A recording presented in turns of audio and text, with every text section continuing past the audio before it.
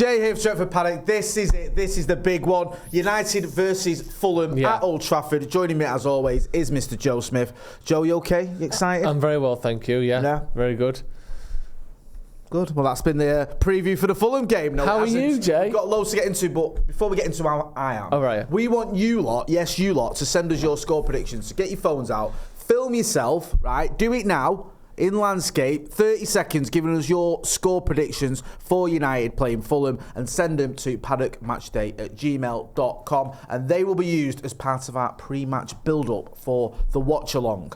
Thank you. I'm good, man. Good. It feels like after the recent wins, especially the win against Villa, which was a bit of a six-pointer, Spurs dropping points, everything else that's gone on, that we are now in a top four race. Definitely. Yeah. Unquestionably. We're 3 points off Tottenham. They're definitely in the top four race. Yeah. If you're 3 points if you're within 3 points of someone, you're doing the same thing they are. Yeah. You're challenging them, and they're challenging fourth, so we are. Massive results. The Villa one, obviously the biggest one, because it took points off them as well. But the fact that Tottenham lost at the weekend and we won again, sort of cementing this as a little run now. And the first proper run we've had all season, really. Yeah. This is the first time, I think we've won 6 of our last 7 and undefeated in those 7, including a draw against Spurs a game we should have won. So it's nice to actually see us in a bit of form. We've been waiting 6 months for this, and we're finally starting to see it. So it's good to see, but we're definitely in the top 4 race. And my worry that I always say is, have we given ourselves too much to do? I think there was a point where we were 11 points off top 4. Yeah. We've had a good run. They've been sort of slightly inconsistent. But if our good run ends before we're in the top 4, we'll probably drop back again and kind of have to do this all over again, maybe in April. But hopefully we can, catch at least one of them up before we drop points the next time, if you know what I mean. No, that makes a lot of sense. Yeah, there's a bit of confidence and momentum and all the buzzwords that you use when you want your team to be doing well. And United have that in a minute. Obviously, we've got in Rasmus Højlund, the player who's just on fire in terms of goals as well, and he deserves it because he went through a bit of a tough time of it, didn't he, in the Premier League for those first 40 matches, whatever it is, but he's been firing on all cylinders. Erik ten Hag has got this sort of added pressure, if you will, of not just struggling to get into the top 4, but also a new boss, in the sense that Ineos have come in, you've got Sir Jim Ratcliffe, you've got obviously Dave Brailsford. Sir Jim Ratcliffe, he spoke about the manager's situation. He didn't really go into it too much, and he sort of said he'll leave that to football people. But he did speak about the fact that we've been through so many coaches, and obviously the structure wasn't right. So depending on your point of view, you can look at it and go, well, actually, he's saying to Erik ten Hag, that's not your fault because the structure isn't right. But also, he's pointing out that there are issues there. Yeah. So it depends on which way you want to spin it. What do you make of what Sir Jim Ratcliffe said and Erik ten Hag's future? I think he's definitely hinting at the fact that he thinks that changing a manager in the old structure and changing managers in the old structure was never going to work. Yeah. He kind of almost says that. So then that's, like you said, it says one of two things. Either it says when we change it next, it will be underneath the correct structure and they'll have a chance to be successful, or he's saying, and I think he's saying, I'm going to give Ten Hag a chance to prove that it wasn't him that meant that we finished 6th or whatever we end up finishing this season. It was the structures around him that were sort of set up to fail. I think he'll get next season, or I certainly think he'll start next season, unless obviously if we lose 8 of the last 10 games, things will probably change. But I think if we make a genuine push for top 4, whether we quite get it or not, I think we'll see Ten Hag at the start of next season. And I think by the sound of what Jim Ratcliffe's saying, we're in a weird position because he said it's going to take 2 or 3 years. So what does that mean? Ten Hag's got 2 or 3 years before he expects him to win stuff, or we're going to be going through managers, even more so for the next 2 or 3 years until we find the right person. It's hard to know what that means, isn't it? 2 or 3 years, okay, well, you don't have to win for 2 or 3 years then. I don't think Ten Hag will survive not winning any more trophies or not looking like a top team for another 3 years, do you? No, I think if it is going to be 2 or 3 years before we are winning the top honours or properly, fully challenging, I think you've got to at least show improvements. Yeah. You've got to at least show you're edging forward. Now, Sir Jim Ratcliffe, when he spoke in one of those interviews, he did mention Rasmus Højlund, Alejandro Garnacho and Kobbie Mainoo. He spoke about that picture where they sat on the hoardings. He said about having a bit of glamour to the club. He's obviously got an eye on the fact we've got good young players coming through. And Ten Hag doesn't really get any credit for any of that, does he? When it's like, look how he's handled Kobbie Mainoo or Garnacho. No one really says, oh, he's done well there. It's more almost like, well, he has to play him. He should have played him. They're that good. They deserve to be in the team. So he's not really getting any credit from fans of the media. But the manager might look at it and go, look, Ratcliffe might look at it and go, look, got some good young players, got a manager who's done well at Ajax and had a decent first season. Maybe he deserves a chance under this new structure and with a decent academy as well, because we know the academy's been flying, to be given a bit more time. We'll have to wait and see. Amazingly, me and you, when it comes to predicted 11s, have gone completely the same. I think this is like the first time ever. Yeah. Because it's a mixture of, you kind of know who our strongest 11 is going to be, and also with the injuries you've got, you know who's going to come in. Yeah. I mean, the big question, I think the one we differed on last week was left back. Yeah. Whereas this week, we've got no Luke Shaw, he's out. We obviously know Lisandro Martinez is out. So with those two injuries and the players that are available, we've both got Lindelof at left back and Maguire coming in for Martinez. Yeah. And then the rest of the team, it's kind of obvious. So what you're saying is it's your fault that Luke Shaw's out for 3 months 100%. because you played him when he should have been rested. Because I didn't play him. Sorry, and he couldn't have got injured playing in the game if he didn't start, which is my prediction. I had too much faith in you. Sorry, I thought you'd be okay. Do you think, obviously I'm not looking for reasons to ever go at the manager or the coaches, but do you think they should have just, looking back, that was a stupid idea to start him in that game? Or do you think he'd already sort of partially done an injury that regardless of when he played next, he would have done it? Because he came off as a precaution the game before, then starts the next one, goes off at half-time and is out for most of the rest of the season. Surely we shouldn't have played him against Luton, should we?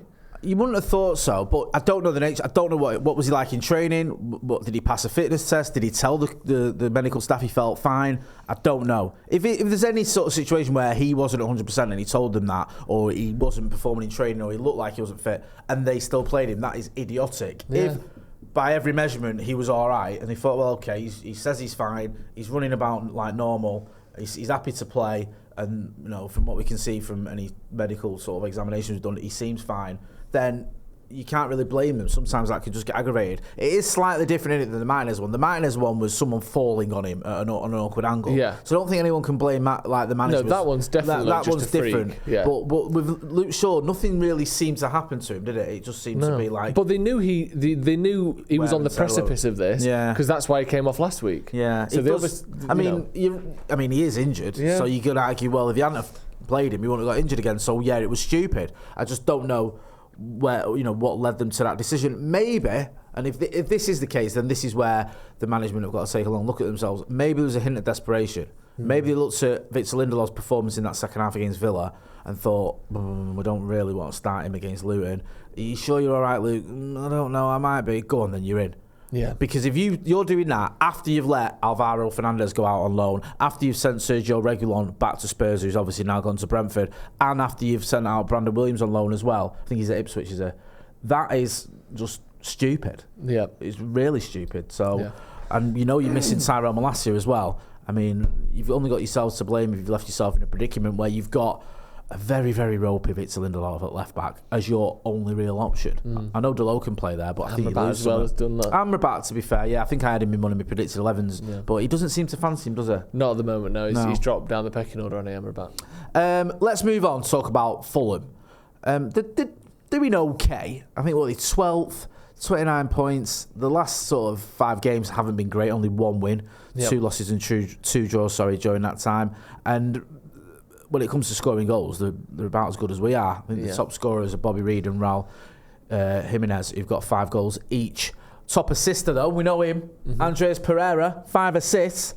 He's probably not having as good a season this season he had last season, but he's done quite well on it since he went there. They're a pretty solid team. They're a team that you have to turn up against. Yeah. They can beat her. Like they've got it within them to get results against the bigger clubs. So I just hope United don't go into this game feeling like, it's only Fulham, because we could end up coming unstuck. Yeah, we had a bit of that, didn't we, against Forest earlier in the season. Where I've had it a few times. Well, yeah, it's not just Forest, Palace, Bournemouth, maybe. Yeah, definitely. Right. I know some, like the City game, I don't think we went into it thinking, it's still City. We just got. But Forest, we were 2-0 down after 8 minutes. Yeah. Obviously, the Palace beat us. Bournemouth battered us. Brighton beat us at home. And these are all home matches we're talking about as well. I know the way is even worse. But you look at those home fixtures against sort of teams, many teams around where Fulham are. Yeah. We've left Old Trafford with nothing. These are the sorts of games as well where it's going to be hard to show how much we've improved against City, because they're just better than us on our best day. Yeah. So if they really turn up at the Etihad next week and they win, unfortunately, that's just the reality. But if we turn up in this game, we win. Yeah. So these are the difference makers where earlier on in the season against the likes of Palace and even Brighton, I know they seem to have our number, but we should be beating them if we're on our best day. And like I mentioned, I know we beat Forest in the end, but we took the long way there, to say the least.